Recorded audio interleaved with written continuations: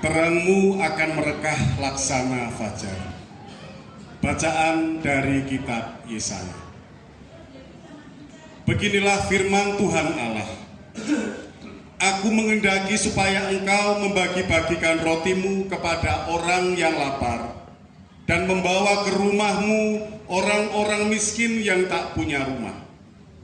Dan apabila engkau melihat orang telanjang, supaya engkau memberi dia pakaian dan tidak menyembunyikan diri terhadap saudaramu sendiri. Pada waktu itulah terangmu akan merekah laksana fajar dan luka-lukamu akan pulih dengan segera. Kebenaran menjadi barisan di depanmu dan kemuliaan Tuhan menjadi pengiringmu. Pada waktu itulah engkau akan memanggil Tuhan dan Ia akan menjawab. Engkau akan berteriak minta tolong dan Ia akan berkata, "Ini aku."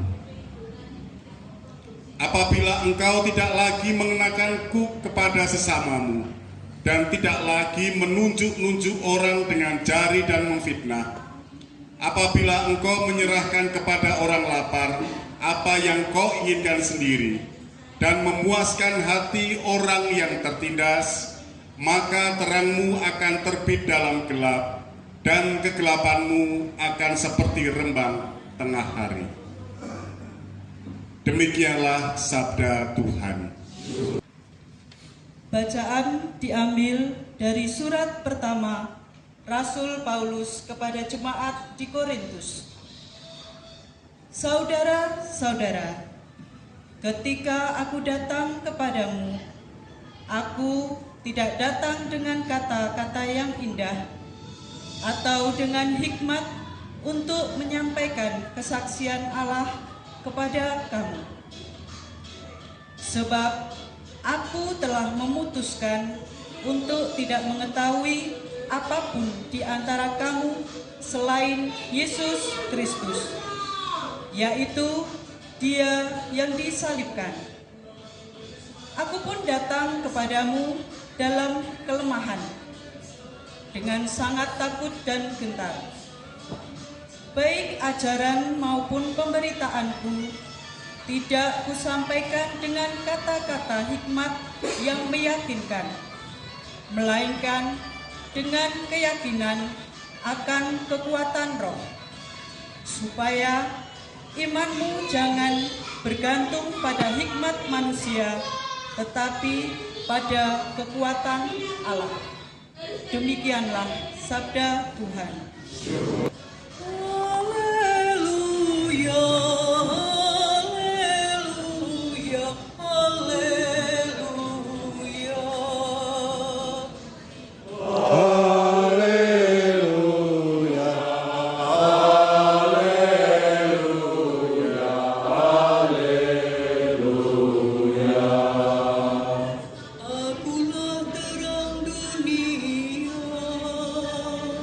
Siapa saja yang mengikuti aku, ia akan mempunyai terang hidup. Haleluya, haleluya, haleluya.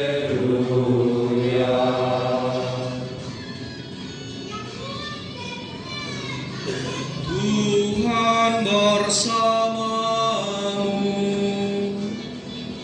dan bersama rohmu. Inilah Injil suci menurut Matius.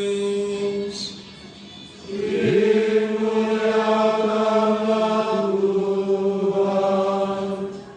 Dalam khotbah di bukit, Yesus bersabda kepada murid-muridnya, "Kamu adalah garam dunia. Jika garam itu menjadi tawar, dengan apakah ia diasinkan? Tidak ada gunanya lagi selain dibuang dan diinjak-injak orang. Kamu adalah terang dunia. Kota yang terletak di atas gunung tidak mungkin tersembunyi. Lagi pula orang tidak menyalakan pelita lalu meletakkannya di bawah gantang, melainkan di atas kaki Dian, sehingga menerangi semua orang di dalam rumah itu. Demikianlah hendaknya terangmu bercahaya di depan orang, supaya mereka melihat perbuatanmu yang baik dan memuliakan Bapamu yang di surga. Demikianlah sabda Tuhan.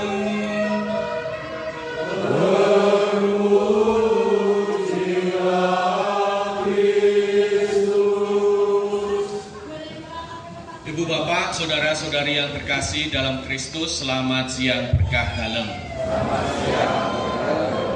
Saat kami membuat jadwal untuk jambore, kami tidak pernah membaca bacaan hari Minggunya akan seperti apa. Tetapi ketika kemarin waktu mau persiapan, kemudian saya melihat bacaan yang akan kita dengarkan hari ini, ternyata bacaannya sangat cocok dengan apa yang sedang kita usahakan.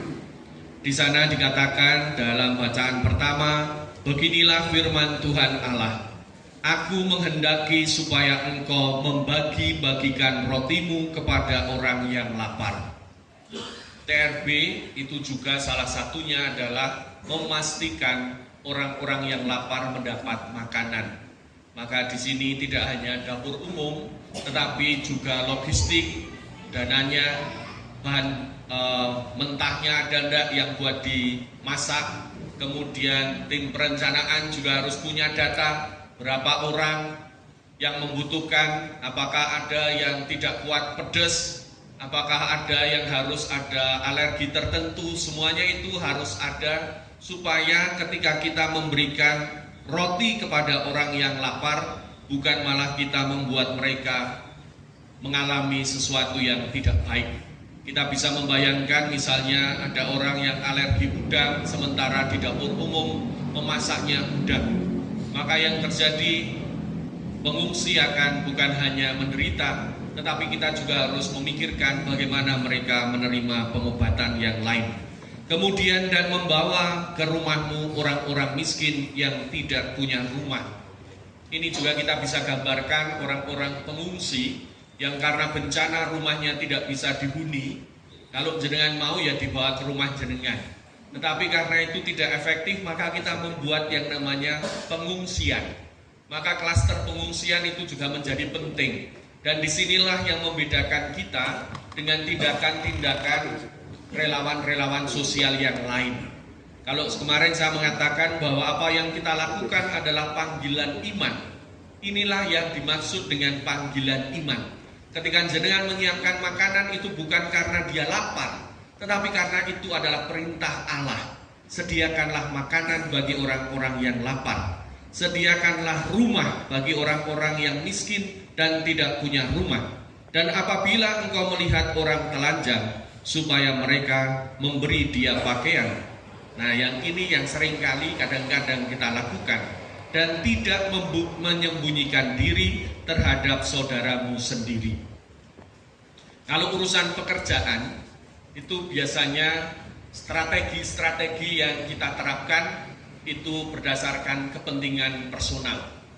Tetapi ketika ada sesuatu yang sifatnya itu menguntungkan, strateginya juga sama, bagaimana kita bisa menjadi yang pertama. Itu logika dunia. Tetapi untungnya kita itu adalah anak-anak Allah yang dipanggil untuk menyangkal diri. Maka hari ini kita diingatkan, kalau ada sesuatu jangan menyembunyikan diri terhadap saudaramu sendiri. Saudaramu sendiri ini yang dimaksud adalah sesama manusia. Tidak dikatakan terhadap saudaramu Katolik, tidak dikatakan terhadap saudaramu kandung, tetapi dikatakan bahwa semua adalah saudaramu. Karena kita dipanggil untuk mencintai Allah, mencintai saudara kita seperti kita mencintai diri kita. Pada waktu itulah terangmu menjadi merekah laksana fajar dan luka-lukamu akan pulih dengan segera. Apa yang seringkali tidak kita sadari adalah ketika kita menolong orang lain, kita selalu berpikir bahwa orang lain itulah yang menerima manfaat. Tetapi kalau kita mendengarkan bacaan hari ini, ketika kita menolong orang lain, ada bagian tertentu dari hidup kita yang disembuhkan. Mungkin ada yang pernah mengalami ketika menolong orang lain, ada kelegaan di hati, ada perasaan untung saya boleh menolong dia, atau ada perasaan kelegaan bahwa dulu saya tidak bisa menolong si A, tetapi sekarang saya bisa menolong si B dan dia selamat. Ini adalah suatu pengalaman-pengalaman yang sekali lagi lahir dari iman kita.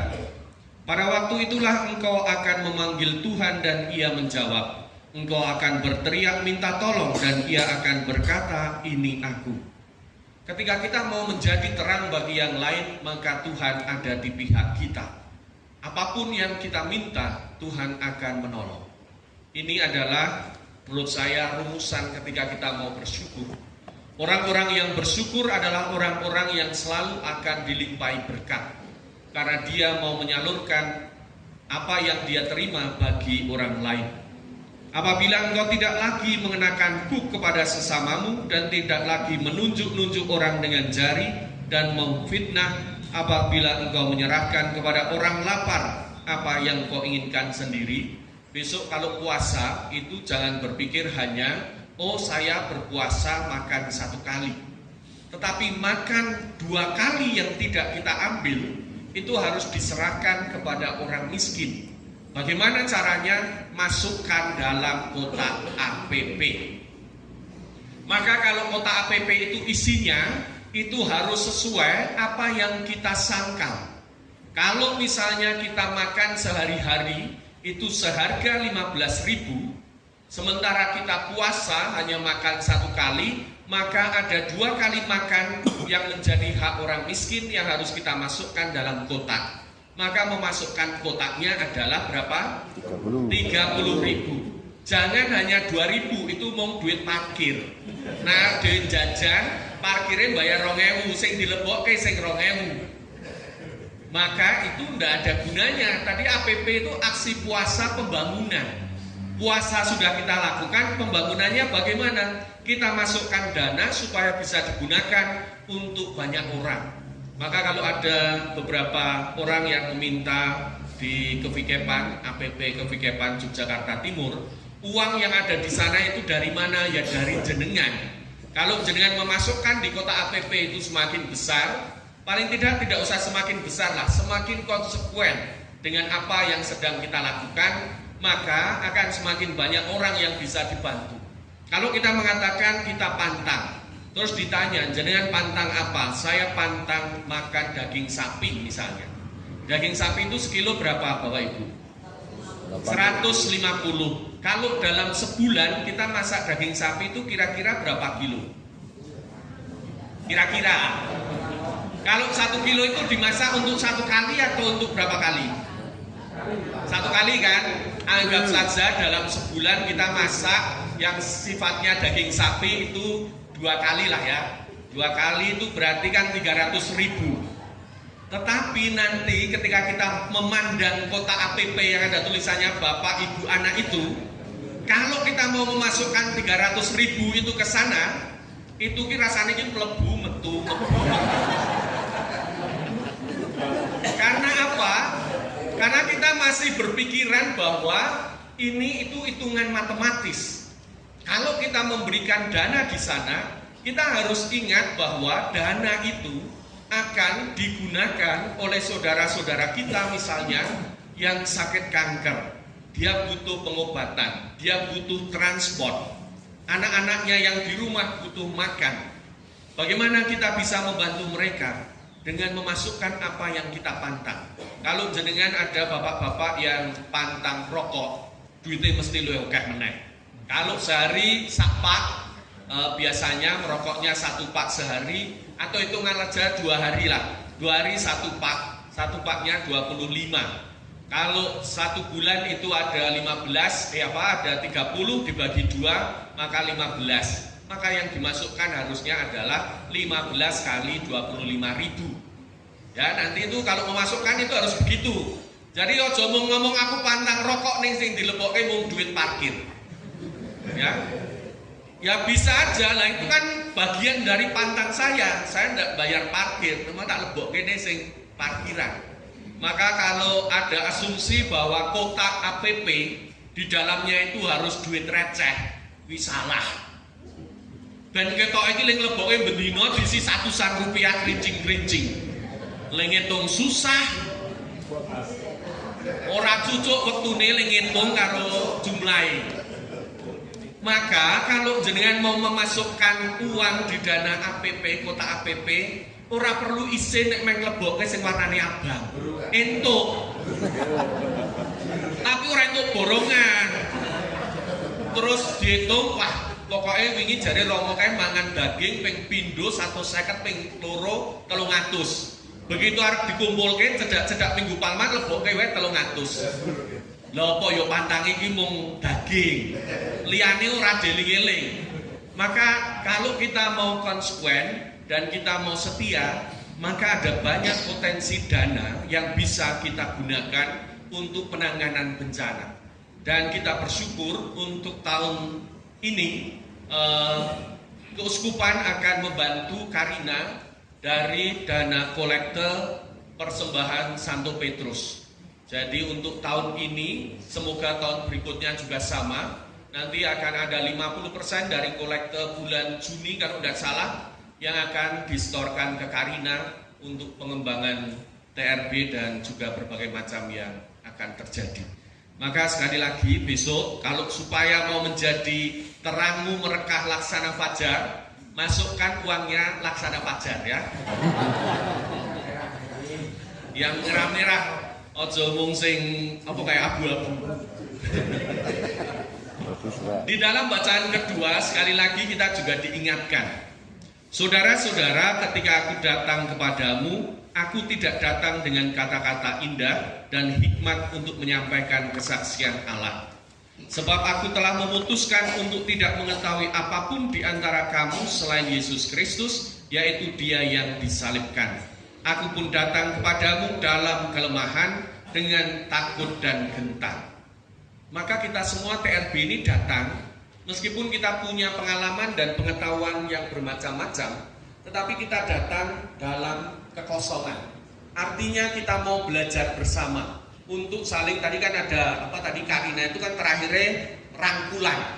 Nah itu makna yang pokok supaya kita semua itu bekerja sebagai satu saudara. Kita perlu tahu, kenal supaya kita bisa enak dalam bekerja.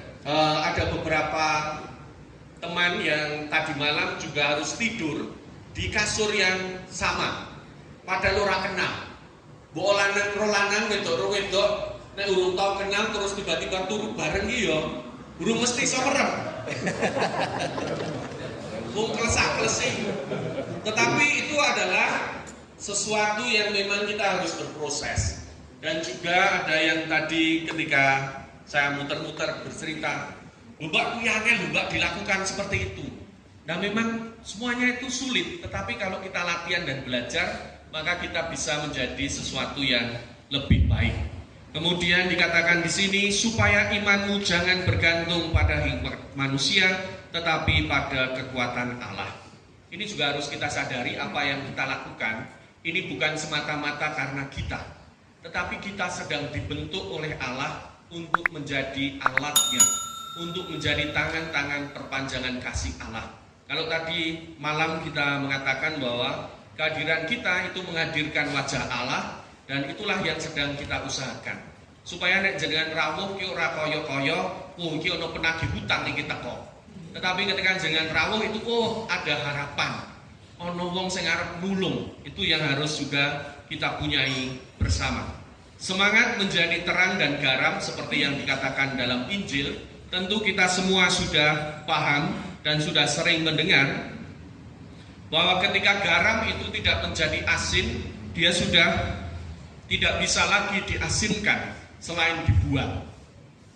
Maka garam itu diperlukan tetapi jumlahnya tidak selalu besar. Kalau jenengan masak, misalnya masak apa jenenge sop atau soto atau apapun, nek garame kakean ya rasane ora enak. maka garam itu tidak selalu banyak. Seperti halnya jumlah kita di dalam TRB itu juga tidak selalu banyak. Pasti akan lebih sedikit dari para penyintas yang harus kita layani. Tetapi justru di situ kalau garamnya ini asine tenanan, kapasitas yang kita miliki itu mumpuni, maka sithik ning iso berdampak. Itulah yang sedang kita usahakan bersama. Supaya kita sungguh-sungguh boleh menjadi garam, boleh menjadi terang. Terang termasuk ketika kita harus berdiskusi dan berkomunikasi dengan anggota dewan. Apa to maksude kok dadak ono TRB? Ngopo kok dadak tekan jambure kaya pramuka wae? Wis tuwa pramuka srausum. Dan rupa-rupanya hari ini kita sungguh-sungguh diajak oleh sabda Tuhan, kita mau menjadi terang yang sesungguhnya.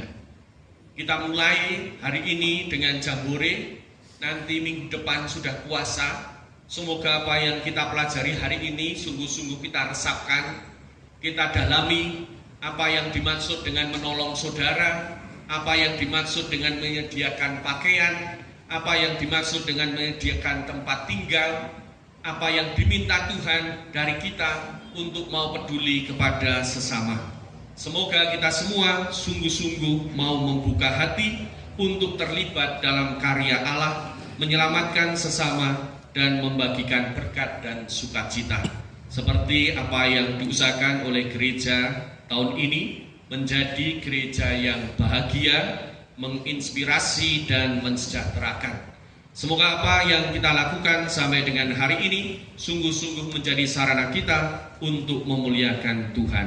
Maka marilah kita hening sejenak, kita mohon pertolongan Allah agar kita dimampukan untuk menjadi pribadi yang setia, pribadi yang mau melayani sesama dengan sukacita. Kemuliaan kepada Bapa dan Putra dan Roh Kudus.